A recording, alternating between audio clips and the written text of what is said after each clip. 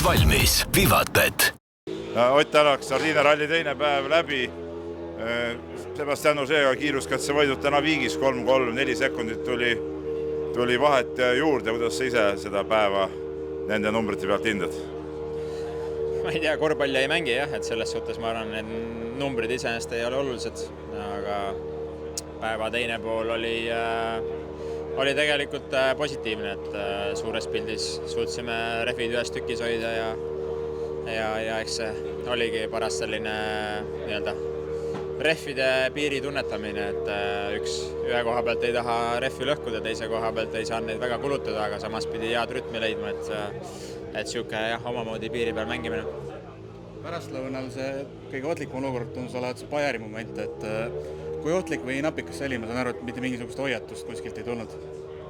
Eks ta oli üllatus jah, et siuke poolkiire mäe taga seisis täpselt keset teed, et seal terve tee oli blokeeritud, et kuna see täpselt see kurv, kus oli, ma teadsin, et seal on ei lõika mul, eks seal on kivid sees, et ma pidin sealt minema üle kivide turmida, et see kindlasti ei olnud tervislik, aga näed, auto oli tugev seekord. No, Terrine Vill märkis ühes intervjuus pärast katset, et rasked olud, et sulle hästi sobivad, et kas seal tõepõhi all, et sulle need füüsiliselt rasked kiiruskatsed hästi klapivad?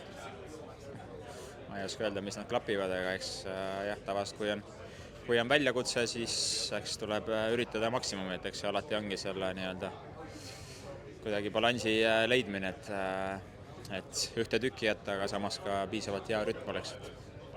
Aga jah, see sõltub nii paljudest asjaoludest, et see päris nii üks-ühele vast ei ole.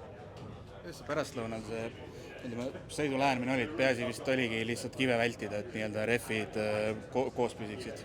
Nagu ma just 2 küsimust tagasi ütlesin, et oligi siuke rehvide manageerimine, et ei lõhuks ja ei kulutaks.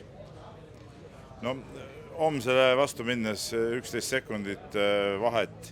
Teil on Sebastian Ožeega viimasel päris palju siukseid viimase päeva duelle.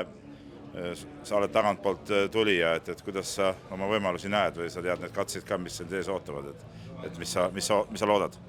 Ega me väga ei tea, et uued katsed ei ole varem neid teid sõitnud, et ma arvan, et omamoodi kindlasti keeruline väljakutse, et mis tempos me homme oleme, raske ette näha.